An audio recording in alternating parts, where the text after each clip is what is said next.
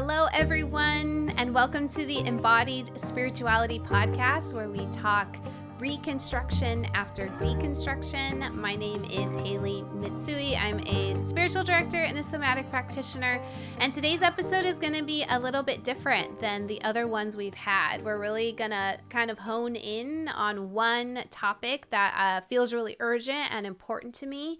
That topic is Christian Zionism, and because of the impact that Christian Zionism is having on the current genocide in Gaza and the role and responsibility that we have as Christians to really understand and deconstruct that very violent theology, I felt that it was appropriate to use this space here to do some of that deconstructing, some of that exploration together, and equipping on how we can really live out the wisdom teachings of Jesus as a peacemaker in this world.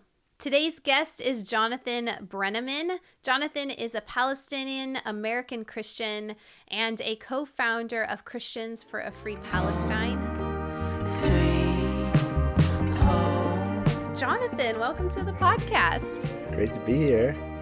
I am so grateful that you are here and agreed to this conversation with a complete stranger, but I feel so strongly that this is a conversation that selfishly, I guess, I just want to have, and that's been some of the spirit of this podcast. I would love for us to begin with you just kind of introducing yourself a little bit, whatever you want the listeners to know to sort of prime them for this conversation about you, who you are, how you're arriving. Great to be talking to all of you.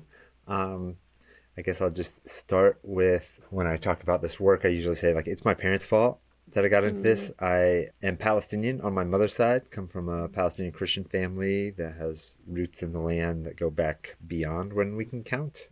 So the joke is that my great-great-great-great-grandmothers babysat Jesus. Literally, family members can trace our lineage, our Christian lineage, back to 400. Wow. So it goes back at least that far. And then on my father's side, my father is a white Mennonite.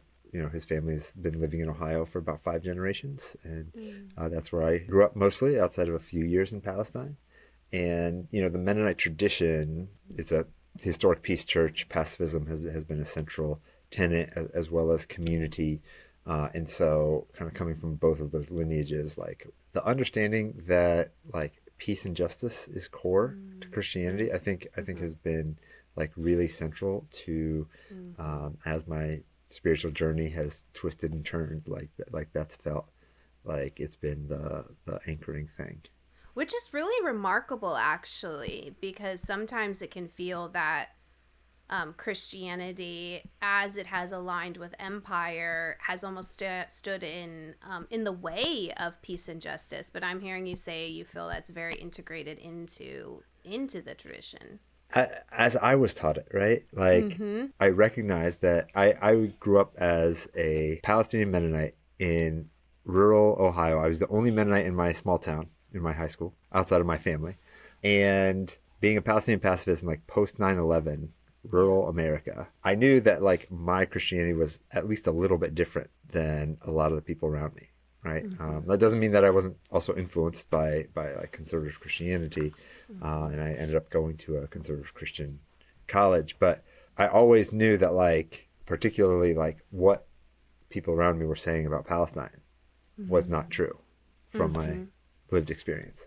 Yeah. And so when I came to see more of the really hurtful aspects of Christianity, I was well primed to be oh yeah, I get that, because as a Palestinian, I saw the way that Palestinians were dehumanized. And so I think I was a little bit more receptive to realizing that white Christian nationalism was also doing the same thing to Black folks, doing the same thing to Latinos, doing the same thing to women, doing the same thing to queer folks, and to be ready to be in solidarity.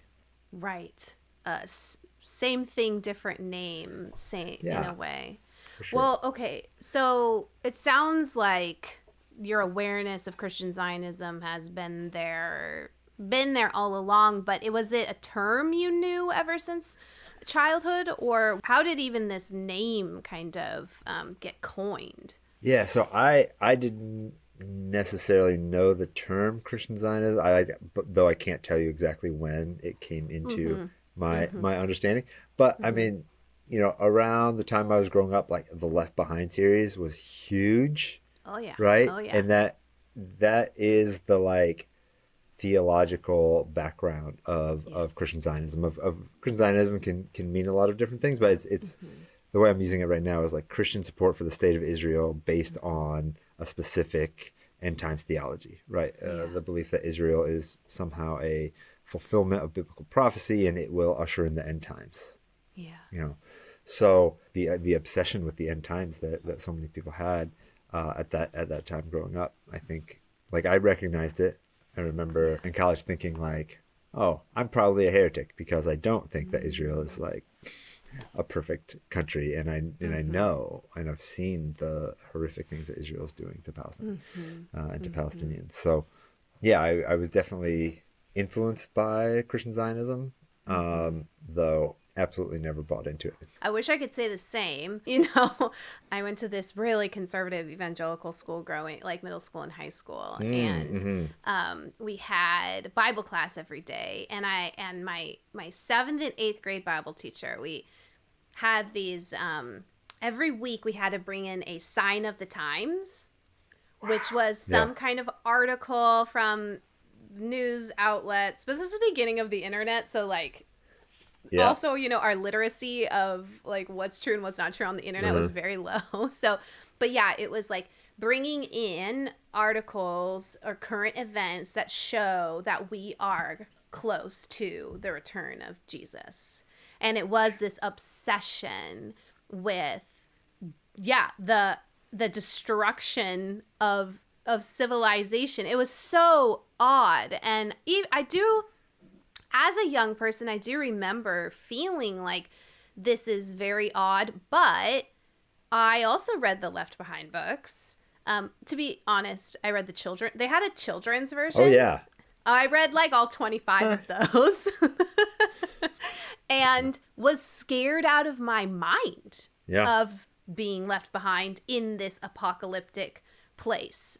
It's so fascinating. I'd be curious to hear your thoughts on how Christian nationalism, how this idea that sort of the United States is the epicenter of like Christianity. How was that for you to be in orbit around as someone who can trace their Christian lineage back to, jokingly, the babysitters of Jesus?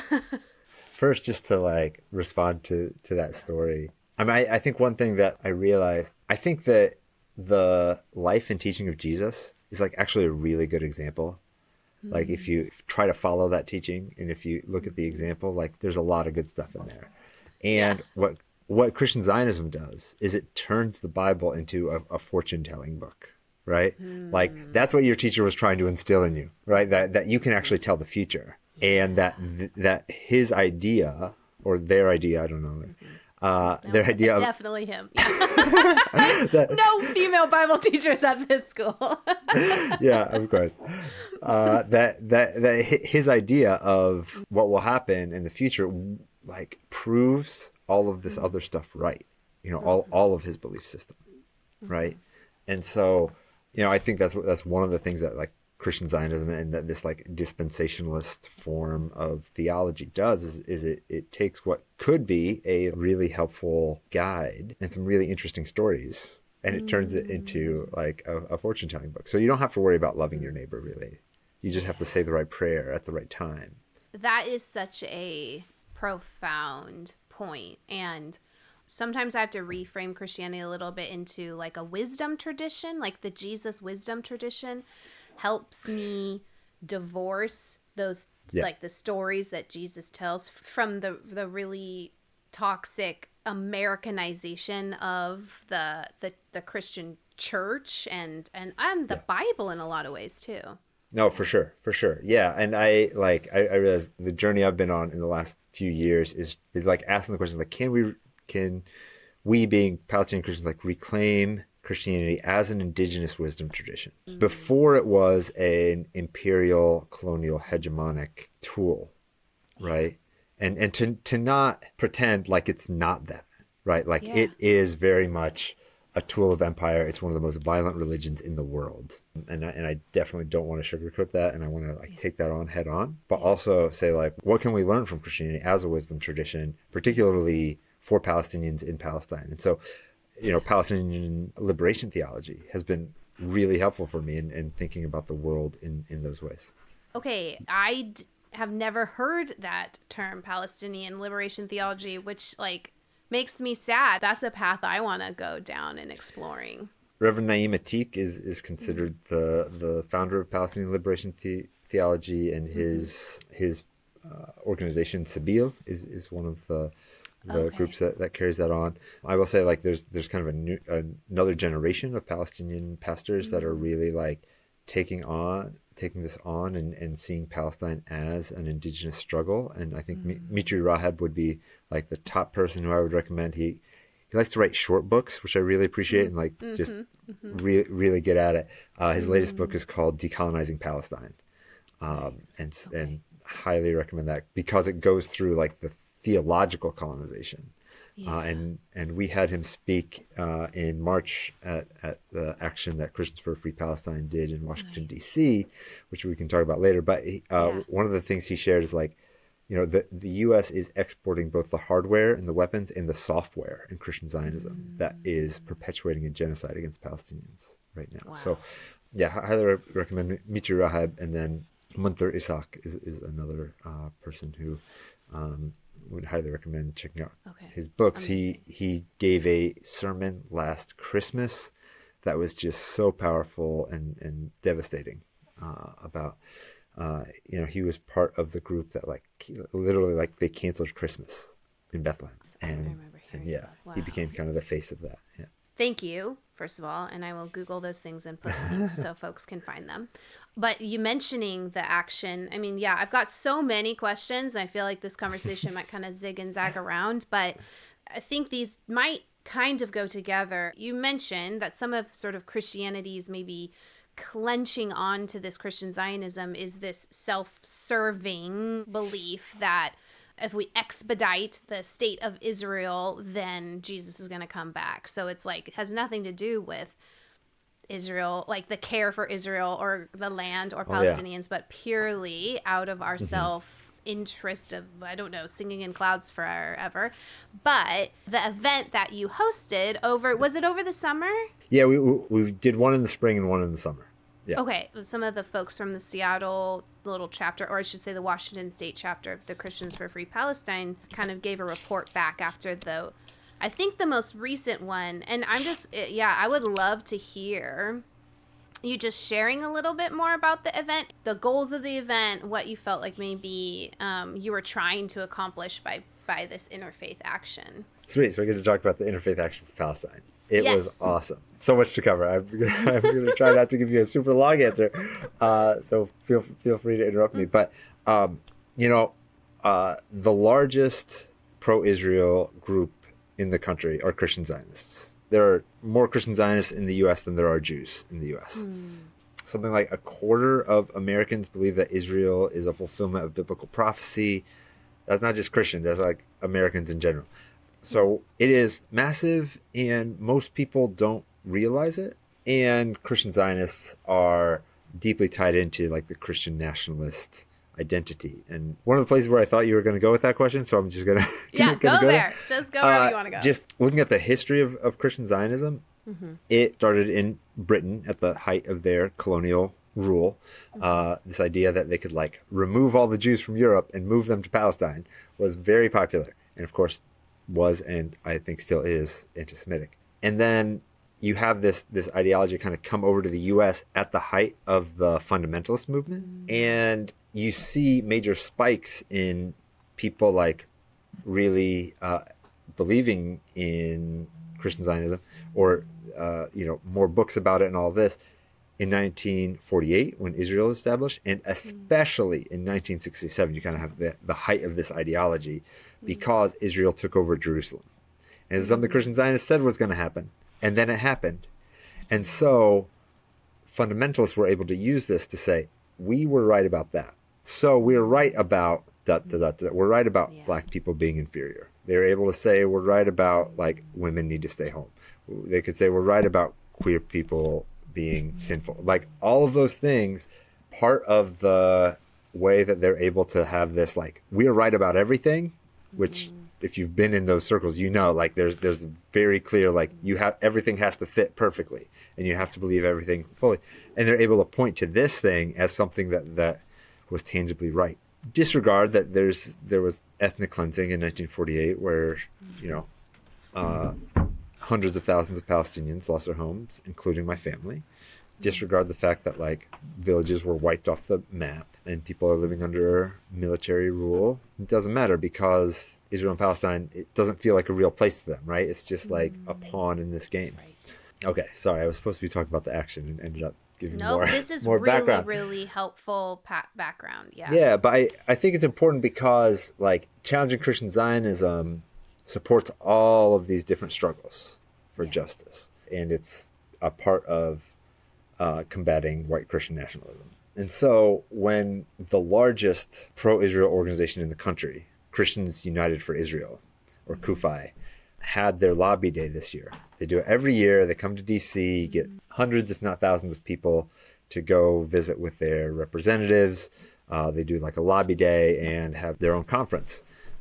We wanted to disrupt that. I was part of a disruption of CUFI back in 2019, and we were looking to find a way to disrupt them again. But it was really important to us because Christians United for Israel, they don't actually like talking about Israel-Palestine very much, even though that's like their whole thing. I mean, they will talk about Israel, but they have been pushing that they are fighting anti-Semitism and that they are the best friends of Jews. Despite the fact that their leader, John Hagee, has been caught saying extremely anti-Semitic things. Not caught. He has recorded himself and selling the recording to this day, talking about anti-Semitic conspiracy theories, saying that Hitler was sent by God to get Jews back to Israel, like this kind of just really basic, horrific anti-Semitism.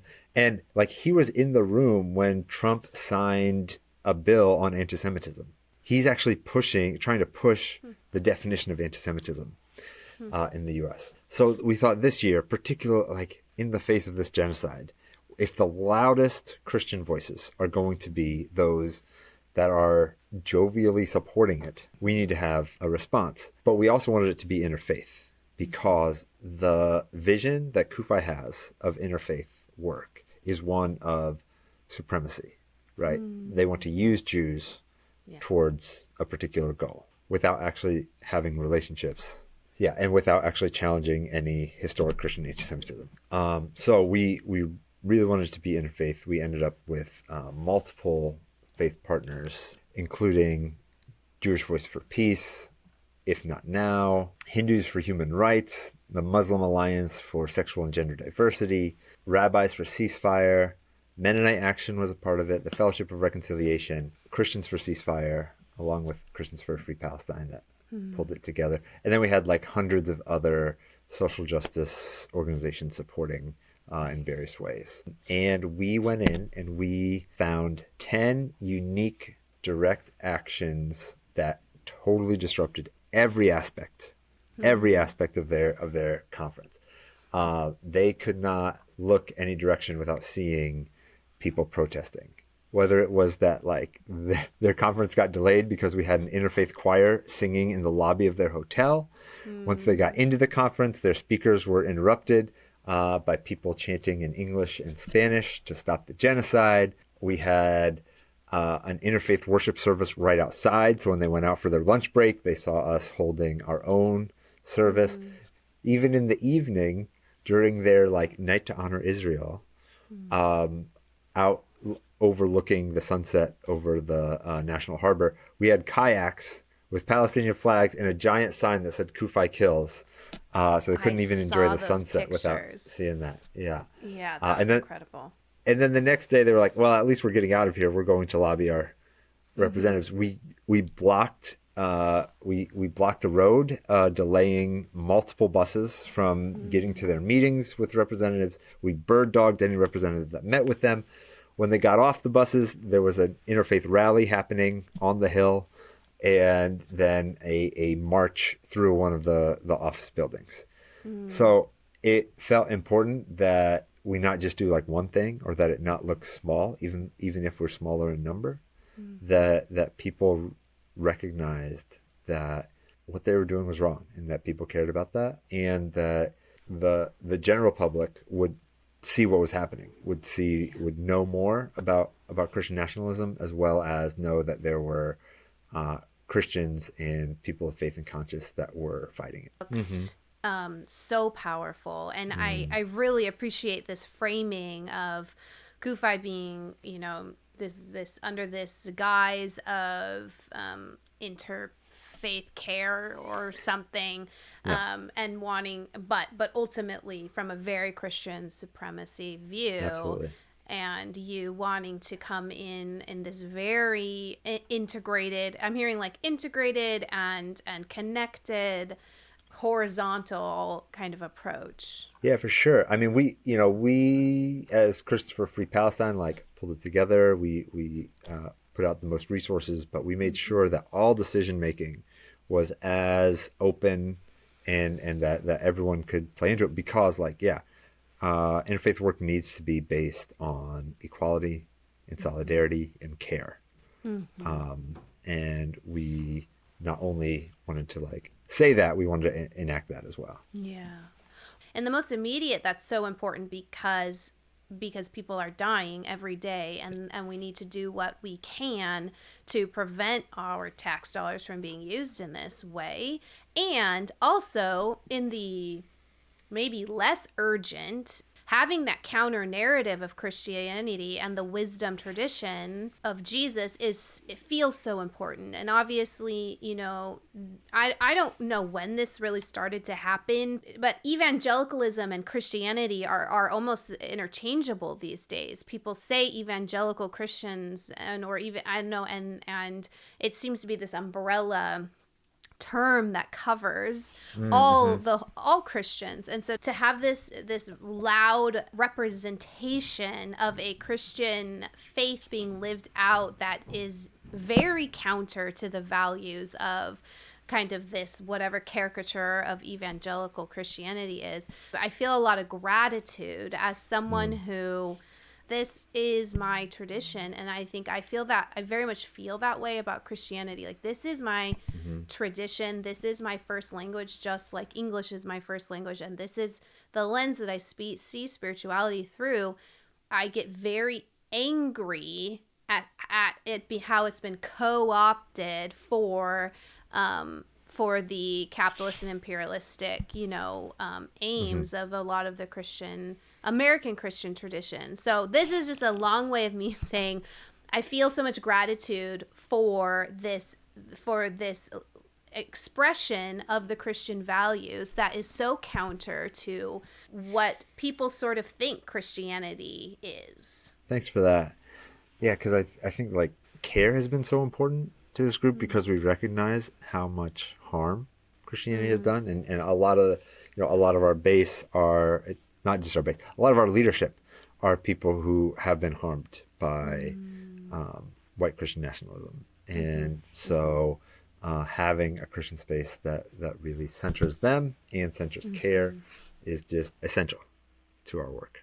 Centering care. What a beautiful and countercultural, I guess, concept. So often our ministry spaces can value suffering and sacrifice as the path to holiness, and hearing you center care is very refreshing. Yeah, at the Interfaith Action for Palestine, we had a whole room, and we had herbs and teas and multiple chaplains, movement chaplains that were there to support folks through anything that happened.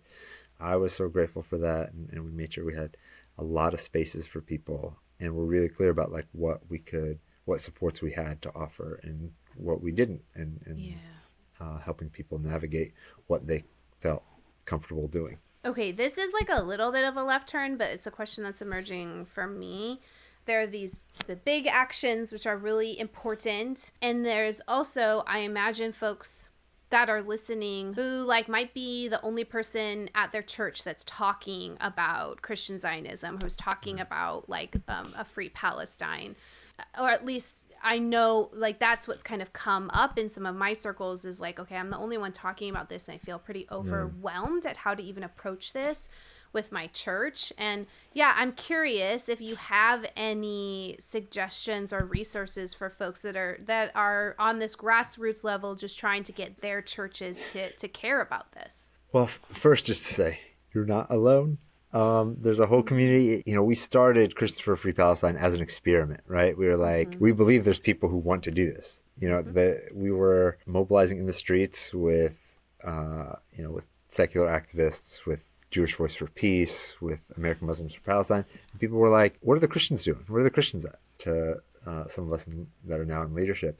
And so we were like, let's figure that out. Let's look, and found each other.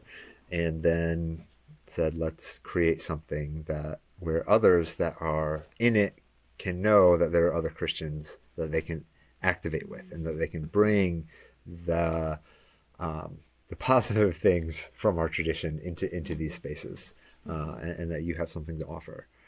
So definitely join Christians for a Free Palestine.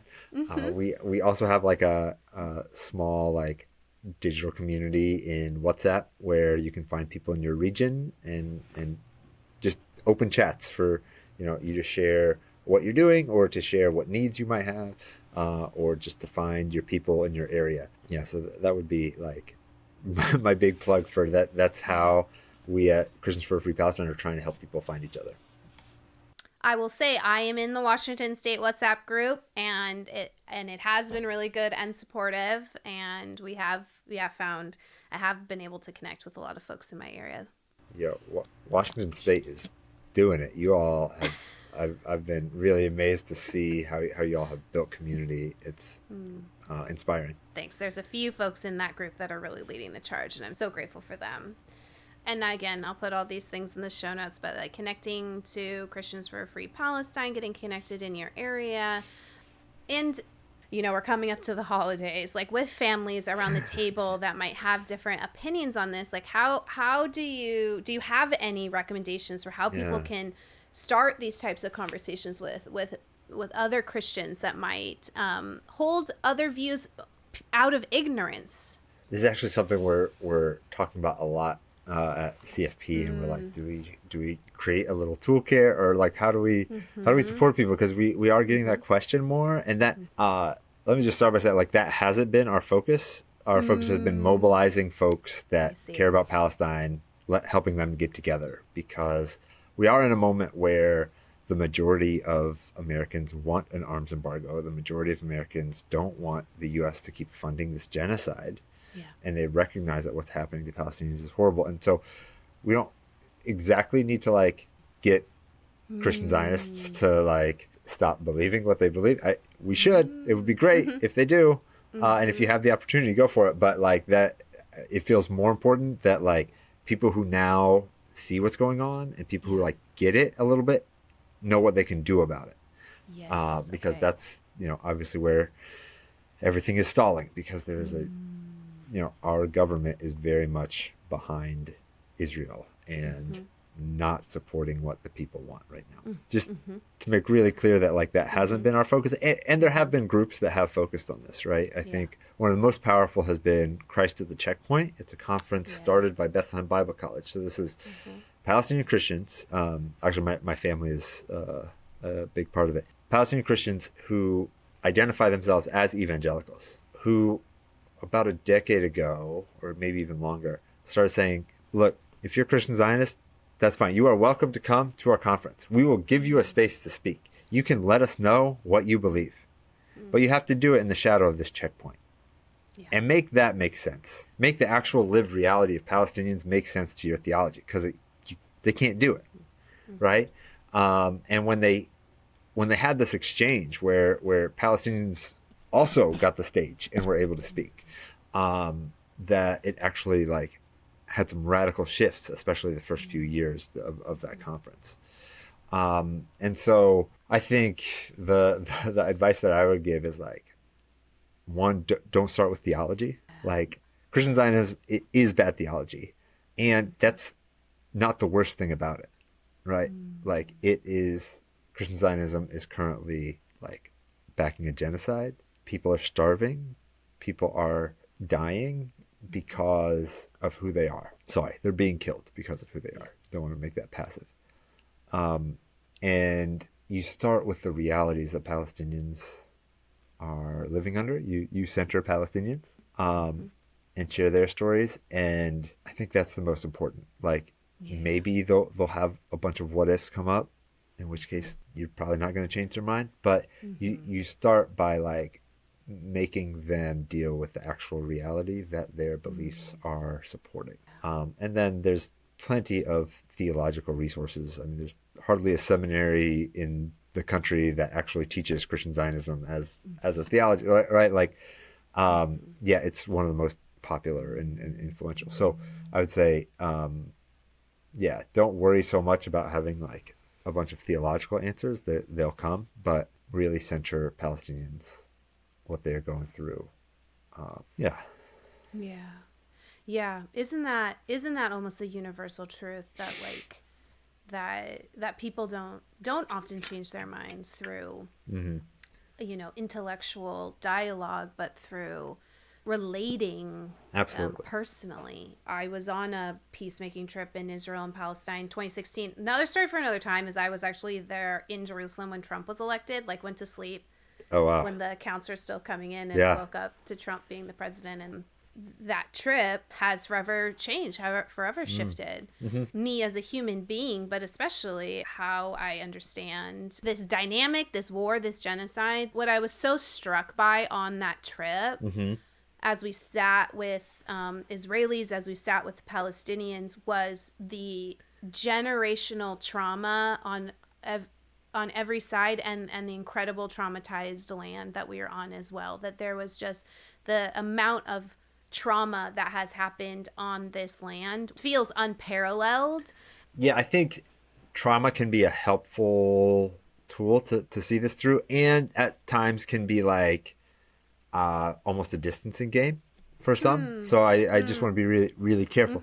There's actually a new documentary just came out called Where Olive Trees Weep, where Gabe Barmate, who's like one of the foremost thinkers on trauma, like visits Palestine and shares there. And the only reason why I want to give that caveat is like the main traumatic experience, that collective trauma that like Israelis are recovering from, was not put on them by Palestinians.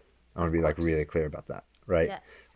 And they are now abusing collectively in the most horrific way possible Palestinians. And so I've heard people use it as like, well, everyone's traumatized, both sides, right? And so I want to be really clear that like we're in a situation of colonization and harm. And I think for those who come out of the European American Christian tradition, it's important to recognize that Palestinians are paying the price for European anti-Semitism. So if you're trying to deal with the history of European Christian anti-Semitism, as you should, make sure it's not furthering the harm to Palestinians, but actually taking responsibility for both the harm to Jews around the world and to Palestinians that has been done because of the legacy of that anti-Semitism. Thank you for that, clarification and providing that kind of context and nuance, because it is really important. And I think it can be really hard for us just as humans sometimes to understand that we can have been victimized and also perpetuate violence on other people. I think that's something that's really hard for people to like make sense of sometimes. Yeah, and I'll say that I think the conversation in the U.S., I'll say, for folks who've been to Palestine, the conversations had here about Palestine never seem adequate to what's actually happening there. Like, it's really hard to actually translate what's happening there to the U.S., and there's a lot of reasons for that. And I think that one of them is it is hard for Americans to imagine a Jewish supremacist state. because we live in a Christian supremacist state where Jews are one of the religious groups that is marginalized and historically have borne the brunt of religious violence. And so then when people, particularly Christians, are talking about what's happening in Palestine, like, it is hard to actually convey the level of supremacy and racism and colonial mindset that the Israeli government, that Israeli society like holds, and the level of dehumanization that Palestinians have experienced and are currently experiencing in the most deadly way in this genocide. 1 million people are probably going to be starving to death in the next weeks if things don't change. And nothing is showing that it will change right now. Yeah. I mean, this is the nightmare that I've been worrying about for years and years that will happen to Palestinians is happening. It was a horrific situation before October 7th.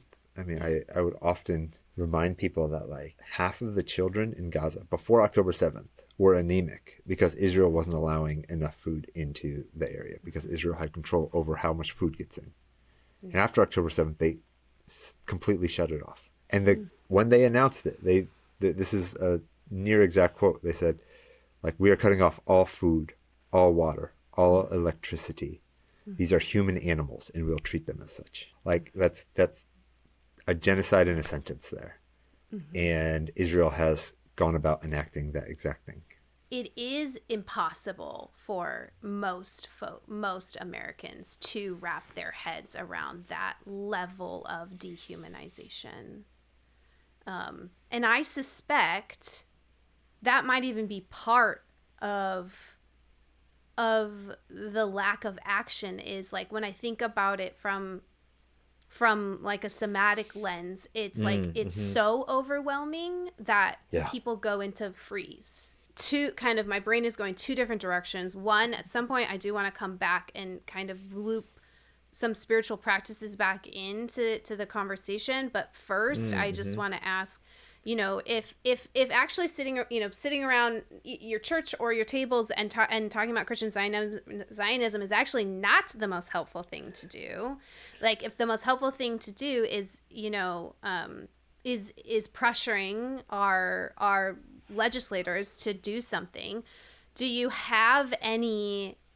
I always talk to my clients about this.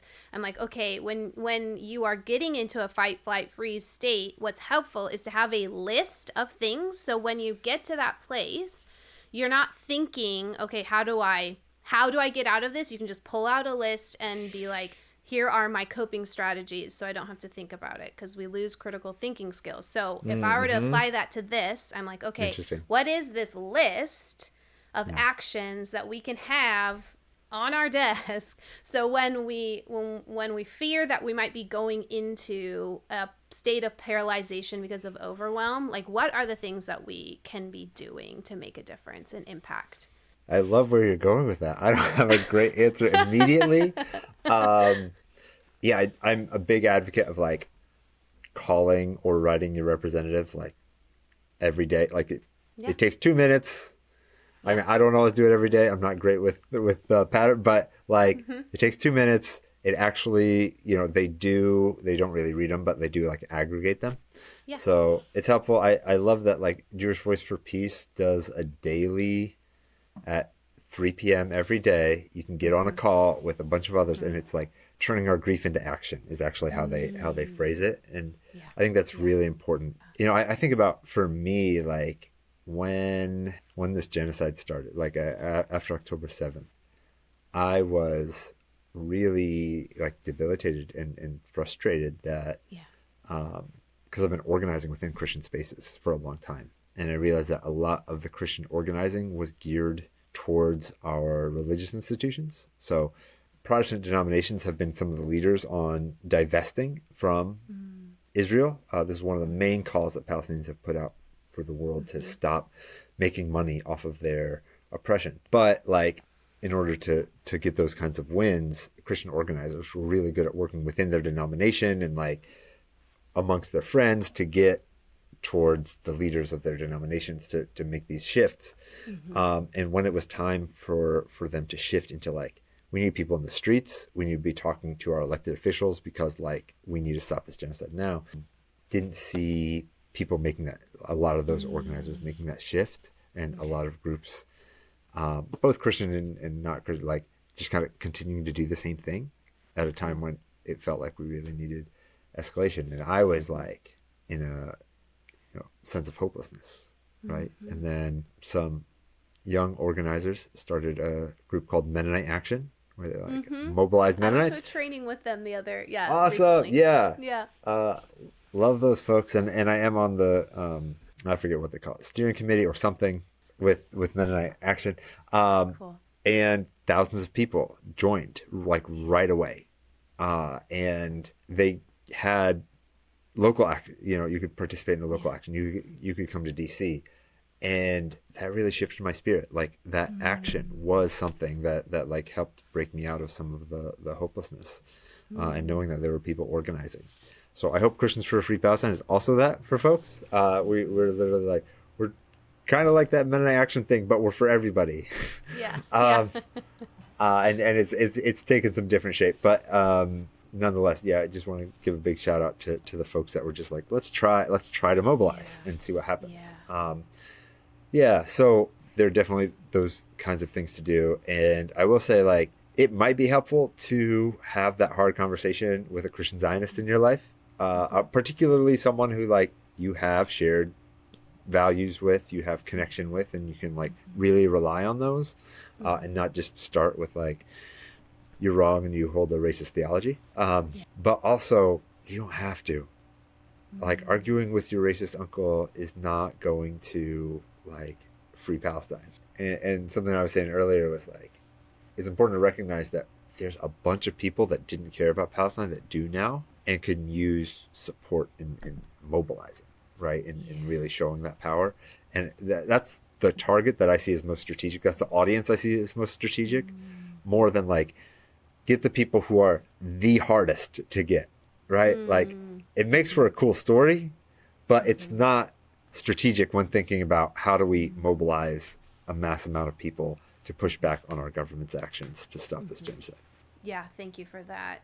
Yeah, well, some of what I'm hearing you say is like getting connected and into this ecosystem of like change and care is maybe some of the best things we can do for the longevity of this movement, because people burn fast and they burn bright and fast. Is that the thing?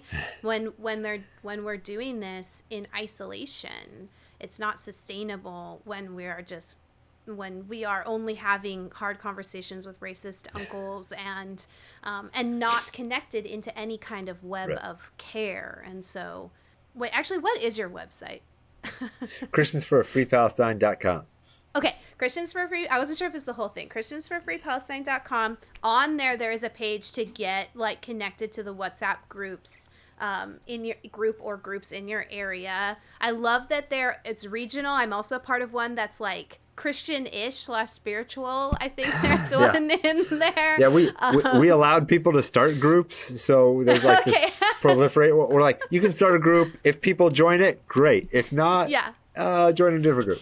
Yeah, I think my friend Liz started one for like small towns, because small town organizing has a different, sort of approach than some of us that live in more bigger cities. But yeah, I mean, getting connected into this community of people who care and are on mission together is a really powerful and important thing to do. So I'll make sure to include some of those things. But yeah, maybe a couple questions to kind of round out the conversation.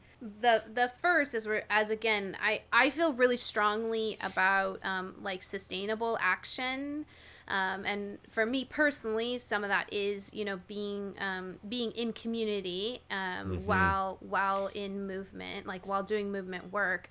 But another is having practices that keep you connected to yourself, keep you connected. I use the language of divine, keep you connected to divine, keep you connected to our humans and more than human community. But I'm curious if there are any spiritual practices or embodiment practices that have been supportive to you as you have been engaged in this struggle for a very long time. Thank you for bringing that in, because obviously it's really important, and I'd love to know what practices you have as well. But like, I mean, for me, I meditate every morning. I play basketball 2 to 3 times a week to like just get into my body in that way. I am part of a variety of spiritual communities that I can connect with and tap into. Oh, speaking of tapping, that's one of the things, like after action, to like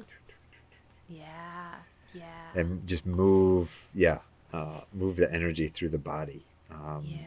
So like after our actions, we'll have like a group like shaking and tapping and like trying to do those embodied practices that help regulate, because I mean, with nonviolent direct action, like you are taking on a lot of the like violent energy, and like you're ready to face that without retaliation, and then you need to let that out in some way. So making sure that we have a lot of embodied practices, and then trying to find ways to do that in community, even as we're like a very widely dispersed group. So we just had a beautiful All Saints solidarity service where we just took time to grieve together.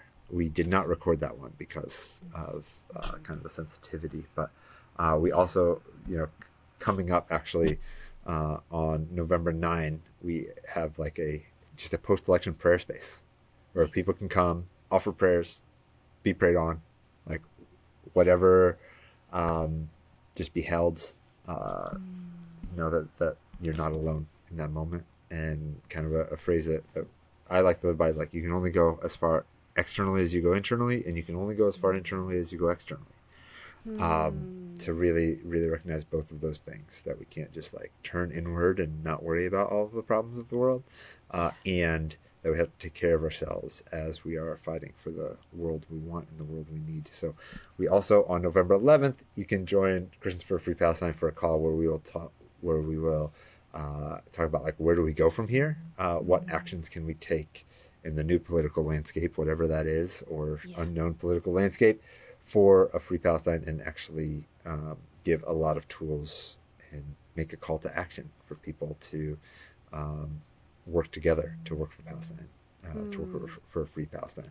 Those are excellent resources. I was so sad to miss the All Souls gathering. I was at a conference, but I imagine that was a very powerful and sacred space. And that languaging, I've never heard that actually. You can only go as far inward as you do outward, and outward as you do inward. I'm going to think about that for sure. Well, as we kind of wrap up this conversation, is there anything else that you didn't get to say that you're like, wait, I really wanted to say this? No. We didn't talk at all about Project Esther. Tell me about it. Yikes. So Project 2025? So the folks who made that also made Project Esther, which is quote-unquote fighting anti-Semitism, but it was written all by Christian nationalists, mostly Christian Zionists. And the whole point is trying to destroy the Palestinian rights movement by, if Trump gets elected, then they would push to basically label anyone working for Palestine as part of a Hamas support network. This is their words. And use terrorism laws, racketeering laws, and immigration laws to try to completely squash those of us working for Palestinian rights. And so this is the reason I bring that up is because like the misuse of claiming to combat anti-Semitism in order to silence those of us who believe in Palestinian basic rights. This is like taking that to the highest level, right? A group of white Christian nationalists, many of whom have a record of spewing anti-Semitic hate, are wanting to claim the mantle of fighting anti-Semitism and use that mantle to destroy those working for a free Palestine. And so I think that this is part of my pitch of like why it's important that we actually care about Christian Zionism, that we aren't just like, those are the crazies out in the corner, because they are very, very close to power, and because there's a lot of people who don't necessarily know the term Christian Zionism that like have been influenced by the ideology. And so it's important for us to have that in mind as we are working for, like those of us in the movement, as we're working for a free Palestine, as we're trying to challenge white Christian nationalism, that like their horrific ideas aren't just about domestic policy, but they have a foreign policy, and it's Christian Zionism. I feel like as overused as this term can sometimes be, but just the reality that oppression anywhere is oppression everywhere, and that these same tools are being used to justify injustice here, abroad. It's all the same evil with a different name, a different project, a different face. And so I appreciate the ways that you guys are organizing around that, calling that out, and reclaiming the Christian tradition as a peaceful tradition. And I feel a lot of gratitude for this space, because Christianity is a tradition that I feel so that I am deeply invested in, and really believe the transformative power of, not in the sense of saving souls, but in the wisdom teachings of Jesus. And so for you all to be centering those and reclaiming and organizing to not just to combat Christian Zionism, but to harness that power to end the genocide and for a free Palestine, I feel a lot of gratitude for. So thank you for the ways that you all are doing that. Thank you. And thank you for the ways that you are like bringing embodied practices back into the tradition, which have been, again, stripped away by white Christian supremacy. Oh, just that old thing. Yeah. Well, okay. I think we already gave ways for folks to stay connected to Christians for Free Palestine, but are there ways that folks can connect to you, Jonathan, and your work, or where would you point people if they want to learn more, maybe about about kind of deconstructing this Christian Zionism and reconstructing this more liberative view of Christianity? Honestly, most of my work is through Christians for a Free Palestine these days, so I'm just going to point them right back there. And if you use any of our like contact things or reply to an email, it'll get to me. It'll get to you. So it's a great way for folks to connect with me. Yeah. Amazing. And would love to connect with anyone who wants to carry on the conversation. Thank you so much, Jonathan. Thank you. Appreciate it. Thank you all for listening. Thank you so much for tuning in to this episode of the Embodied Spirituality Podcast. I would love to invite you to like, subscribe, rate, leave a comment wherever it is that you listen to this podcast, whatever platform is your preferred platform. It does go a long way in ensuring the sustainability of this show. If you want to learn more about my work as a somatic coach or spiritual director, you can go to HaileyMitsui.com. That's HaileyMitsui.com, and learn more about my work, my programming, and how we might be able to partner together in the future. Thanks, and we'll see you soon.